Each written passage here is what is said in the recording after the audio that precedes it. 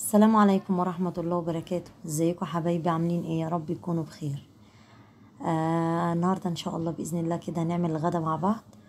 آه يعني غدا بسيط كده بسرعة كده. هو يعني كذا كذا صنف، بس يعني خلصوا بسرعة. اللي من اسهل الاكل عندي هو السمك. ما بحسش يعني ما بحسش ان انا وقفت كتير في المطبخ. انا عندي كابوريا. الكابوريا بحطها على النار، وما بحطش فيها ميه دلوقتي ولا اي حاجه. هحط بس فيها بصلايه صغيره كده، واحط منها الدقه اللي انا عاملاها للسمك، اللي هي عباره عن فلفل حامي، احمر او اخضر زي ما انت عايزه، وكمون وملح. بس ما بحطش اكتر من كده. انا حطيت معلقه الدقه، ومعلقه كمون ومعلقه ملح، يعني حقيقي زي ما انت عايزه. وما بحطش بقى ميه دلوقتي خالص. اقعد كل شويه الله اكبر الله اكبر الله اكبر نسيت قدام اقعد كل شويه ايه يعني انطق الحله كده لحد اما لونها يتغير. واروح حاطه عليها بقى الميه. والناحيه التانية دي بصلايه للرز. انا هعمل رز بالجمبري. الرز صياديه اعمله بالجمبري. يا دوبك بس البصلايه تدبل معايا وابدا احط الجمبري. هنا خلاص بص لون الكابوريا بقى لونها اورنجي كده. اروح حاطه ايه ومحطه عليها بقى انا كل حاجه، مش هحط عليها اي حاجه تاني، محيقاها من كله. هحط عليها بس الميه واسيبها يا دوبك هما غلوتين غلوتين بالظبط كده. البصلايه غيرت لونها معايا. احنا بنحب البصلايه مش محروقه يعني، بس متحمره زياده عن اللزوم، مش لدرجه ان انا احرقها طبعا، هتبقى مرره في الرز. بس غمقيها يعني ما تخافيش. حطيت جمبري. الجمبري ده عندي اللي هو الجمبري الصغنون قوي ده. طبعا ما ينفعش يتقلي ده ولا حاجه، انا بجيبه مخصوص للملوخيه. لو اعمل ملوخيه للجمبري للسمك ولا ايه، روح عامله وخليه لي الرز، يعني بيبقى رز عندي وملوخيه اللي هو الصغير ده. انا مش هعمل ملوخيه النهارده، انا هعمل رز بس. حطيت برضو معلقه دقه. بتبقى خطيره معلقه الدقه مع للرز، جميله تعجبكم قوي. اكيد يعني ناس كتير بتعملها، بس انا ما بعرفش اكل الرز لما احط معلقه دقه من اللي انا خللت منها السمك. وحطيت الملح بتاعي بقى الطبيعي، ويا دوبك بص الجمبري بقى يعني تحس ان هو دخل في السوا كده. روح حاطه الرز. هحط الرز واقلب تقليبتين، وبعد كده احط الميه عادي.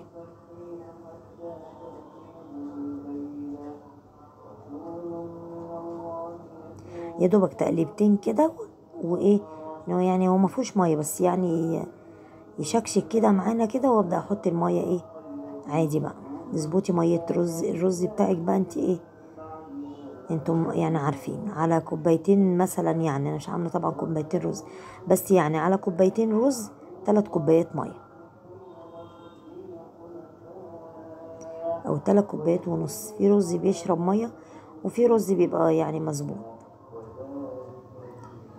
بس انا تقلبتين كده وابدا احط الميه، اظبطها بقى كده واقلب. والملح حطاه، وحطيت الدقه زي ما قلت لكم، وحطيت حبه كمون. معروف السمك، يعني السمك هو ايه، الكمون اساسي معانا. ظبطت ميه الرز كده واسيبه ايه بقى مع نفسه يستوي. والكابوريا على النار الناحيه التانية. كابوريا يا دوبك غلوتين وخلاص على كده. هنيجي هنا نعمل خلطه للجمبري. انا عندي مش جايبه كتير، انا عندي جايبه يعني نص كيلو جمبري. حطيت 3 معالق دقيق، وهحط معلقه برضو من الدقه، واحط دوت كمون، واحط كركم. كنت اقول كربونات. حبه كركم. واحط معلقه بقى من الدقه اللي هي برضو بتاعه تخليل السمك، اساس الدقه معانا. والملح طبعا انا بكترش في الملح عشان الدقه برضو فيها ملح. واحط الميه، انا مش عايزاها خفيفه قوي، انا عايزه السمك زي ايه، يعني ايه، زي الكيكه كده، بحيث ان هي ايه، يعني اما احط الجمبريه يعني السوائل دي ما تنزلش من عليها، تفضل برضو ماسكه فيها، هيبقى قوامها زي قوام الكيكه كده. انا بس كده بظبطها.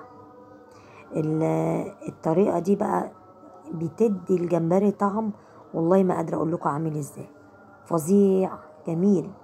ممكن كمان تعمليها في السمك، بس انا ما حبيتش اعملها في السمك عشان ولادي ما بيحبوش السمك مقرمش قوي. هي هتقرمش معاكي السمك، والخلطة اصلا طعمها جميل. حطينا الجمبري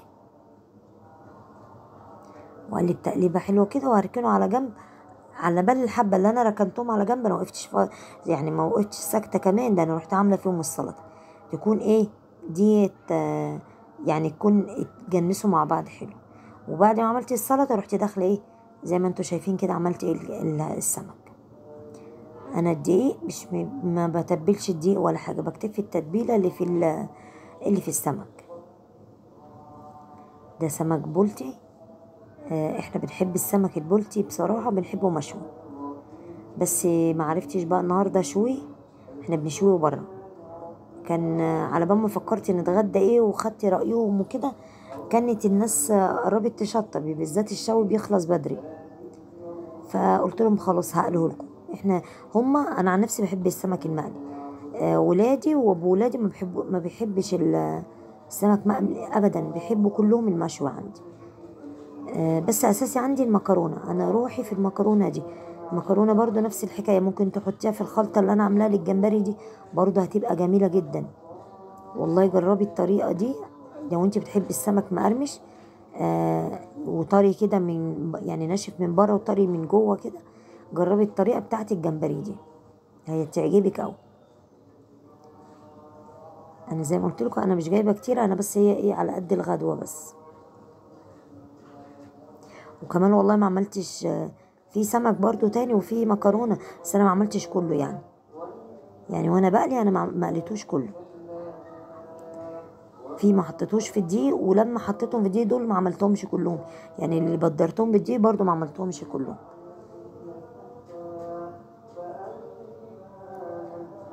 المكرونة انا حطيت عليها الدقة، زي ما قلت لكم الدقة انا عاملاها فلفل حامي احمر، عايزاها بخضر زي ما انت عايزة، وملح وكمون، بس ما بحطش على الدقة اي حاجة. وحطيت معلقه كده، معلقه دقه كبيره كده على المكرونه. دي مكرونه دي بلدي، رحت مقلباها كلها ببعضها كده. بس انا هكتفي دول لسه فيها مكرونه تاني، بس انا هكتفي دول على قد ما هياكلوا. الجمبري بقى هبدا ان ايه الزيت اهو مش حامي قوي ولا بقى طبعا بارد، وسط كده. هبدا احط الجمبري بالشوكه كده بس عشان الخلطه واحده واحده. الجمبري طلع سبايسي كده، والخلطة كده مقرمشاه، وهو طبعا طري عشان طبعا ما عادش في النار كتير، يا دوبك اتحمر. واللي اتحمر طبعا مش الجمبري، اللي اتحمر الخلطة اللي انا عاملاها. فتحس ان الجمبري يا دوبك دخل في السوا كده، فمش اللي هو بيعض معاكي كده، لا بقى يعني بقى السوا بتاعه تمام يعني. والخلطة يعني حرقة كده، طعمه جميل.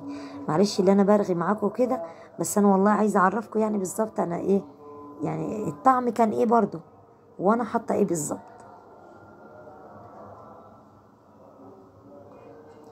الجمبرية ملهاش مزاج تنزل من البتاع خالص.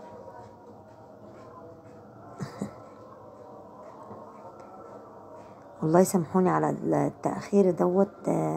يعني انا دلوقتي واقفة في المطبخ، ربنا يعلم والله. يعني المطبخ عبارة عن مش عارفة، انا بتحاسب في المطبخ نار نار. لو اني مطبخي كبير مش صغير، بس مش عارفة ليه بيبقى حر ومكتوم كده. آه، ربنا يرحمنا يا رب. هانت الشتا جاية اهي، فهترحمني شوية من الحر. والله يعني سبب من الأسباب اللي خلاني بقالي كتير ما بصورش كده. يعني أنا قلت القناة هتتاخد مني زي الأولانية، بسبب اللي أنا بتأخر في التصوير وما بنزلش فيديوهات على طول ولا حاجة. والله بسبب الحر، وبسبب الحر بيوطي ضغطي، فما بقدرش، بيجيب لي هبوط وبيوطي ضغطي، معرفش ليه. فما بقدرش اقف في المطبخ يعني مدة كبيرة. فممكن يكون في اكل انا عاملاه اشرح لكم انا عاملاه ازاي، بس اجي مثلا اسويه قدامكم، فاهمني. ده اللي بيخليني والله ما بقدرش اجيب يعني ساعات الحاجة من اولها لاخرها كده. انا بطلع الجمبري اهو. عايزه تطلعيه على مناديل تطلعيه كده، المهم صفيه كويس يعني. ده الجمبري خلص كده. هنضف بس الطاسه من اللي فيها كده، وانتي واقفه كده بسرعه كده، خليش ايه يعني ايدك حاجه كده من ناحيه الاكل كده، يبقى ايديكي يعني انتي فاهمه تعملي ايه. هحط ال- البولتي. هبدأ بقى وانا بحط البولتي ده، بس انا مش عارفة اللقطة دي اتصورت ولا لا. حطيت جنبيه مكرونة برضو، يعني حطيت جنبيه سمك مكرونة. بقى احنا بنقول عليه في مصر هنا مكرونة، معرفش بقى في حتة تانية بيسموه ايه. ادي الرز اتعمل. الجمبري بصوا طلع فوق الوش ازاي، ريحته جميلة. ودي الكابوريا، انا ما كترتش عليها المية، هو يا دوبك وبس. كان اكل استوى، وقليت الجمبري وقليت المكرونة وعملت السلطة. ده غدانا النهاردة. يا رب يكون عجبكم. حاجة بسيطة كده وسريعة، ومتشكرة لكم أوي. والسلام عليكم ورحمة الله.